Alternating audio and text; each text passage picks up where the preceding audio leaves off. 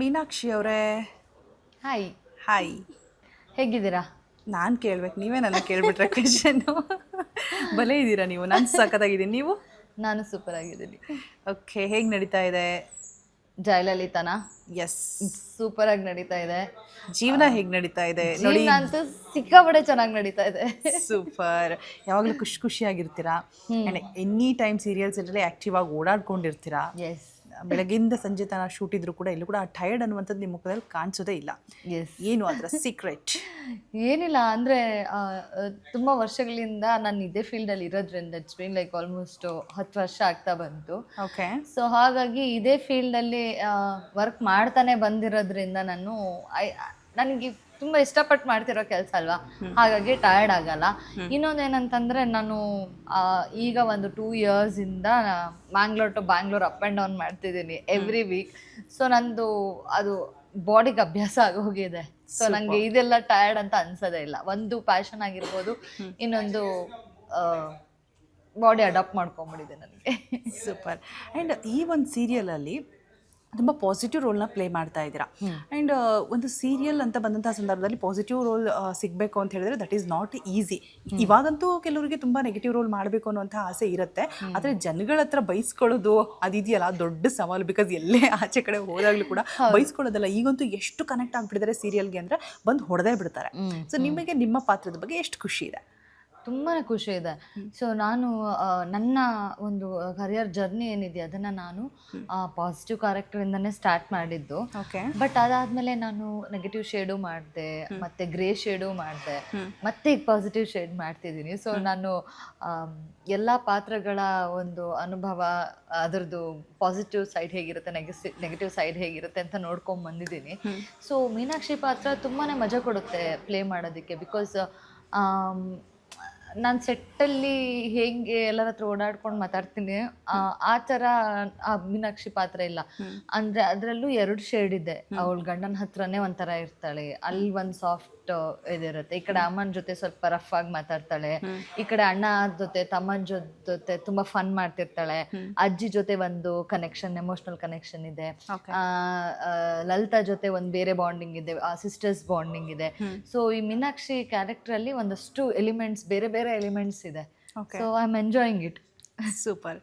ಇನ್ನು what next ಅಂತ ಹೇಳಿಬಿಟ್ಟು, ಬಿಕಾಸ್ ಈ ಸೀರಿಯಲ್ ಅನ್ನುವಂಥದ್ದು ಮಂತ್ಲಿ ನಿಮಗೆ 1 ವೀಕ್ ಆರ್ 12 ಡೇಸ್ ಲೈಕ್ ಈ ಥರ ಇರುತ್ತೆ. ಆ ಬಿಡುವಿನ ಸಮಯದಲ್ಲಿ ಏನು ಮಾಡ್ತಾರೆ? ಸೊ ನಂದು ಇಲ್ಲಿ ಒಂದು 10 ಡೇಸ್ ನನಗೆ ಜಯಲಲಿತಾ ಸೆಟ್ಟಲ್ಲಿ ಆರಾಮಾಗಿ ನಾನು ಕೆಲಸ ಮಾಡಿಕೊಂಡು ಟೈಮ್ ಸ್ಪೆಂಡ್ ಮಾಡ್ತೀನಿ. ಇನ್ನು ಅದು ಬಿಟ್ಟರೆ ನಾನು ಮಂಗಳೂರಲ್ಲಿ I have my ladies salon. So ಅಲ್ಲಿ ನನ್ನ ಟೈಮ್ ಹೋಗುತ್ತೆ ವಿತ್ ಕ್ಲೈಂಟ್ಸ್, ಅಲ್ಲಿ ಕಮ್ಯುನಿಕೇಟ್ ಮಾಡೋದು ಅದು ಇದು ಅಂತ. ಬೆಳಗ್ಗೆ ನಾನು ಒಂದು 12 ಹಂಗೆಲ್ಲಿ ಹೋದರೆ ಟಿಲ್ 8 o'clock ಹಂಗೆ ಅಲ್ಲಿ ಟೈಮ್ ಹೋಗುತ್ತೆ. ಅದು ಬಿಟ್ಟು ಜಾಸ್ತಿ ಟೆಂಪಲ್ಸ್ಗೆ ಹೋಗ್ತಾ ಇರ್ತೀನಿ. ನಾನು ಟೆಂಪಲ್ ವಿಸಿಟ್ ಜಾಸ್ತಿ ಮಾಡ್ತೀನಿ. ಎವ್ರಿ ಶುಕ್ರವಾರ ಕಟೀಲ್ ದೇವಸ್ಥಾನಕ್ಕೆ ಹೋಗ್ತೀನಿ. This my favourite thing to do.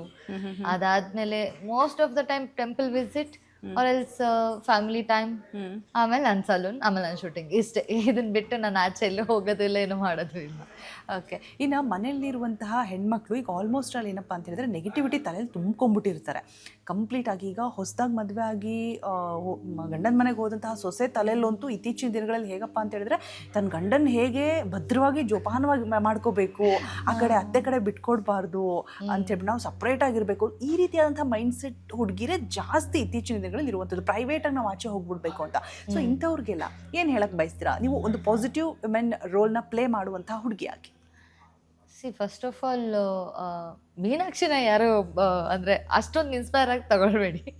B very honest, ಈ ಸ್ಟಕ್. ಈವೊಂದು ಅವಳು ಒಳ್ಳೆಯವಳಾಗಿದ್ರು, ಈವೊಂದು ಅವಳ ಎಲ್ಲ ಫನ್ ಎಲಿಮೆಂಟ್ಸು, ಸ್ಯಾಡ್ ಎಲಿಮೆಂಟ್ಸ್ ಎಲ್ಲ ಎಲಿಮೆಂಟ್ಸ್ ತೋರಿಸ್ತಿದ್ರು, I don't prefer to be a Meenakshi in real life. ಯಾಕಂದರೆ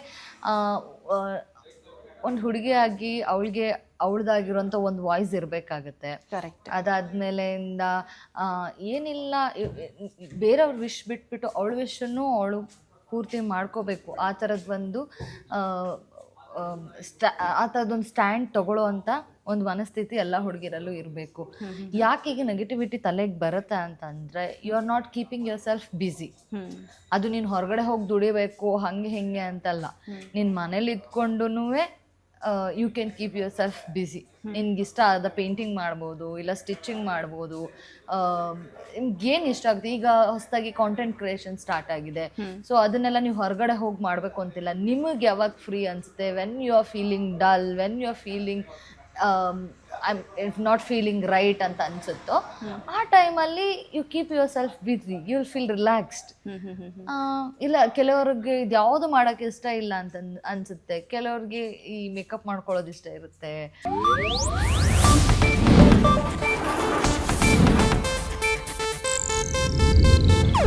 ಇದು ಏಷ್ಯಾನೆಟ್ ನ್ಯೂಸ್ ನೆಟ್ವರ್ಕ್ ಪ್ರಸ್ತುತಿ.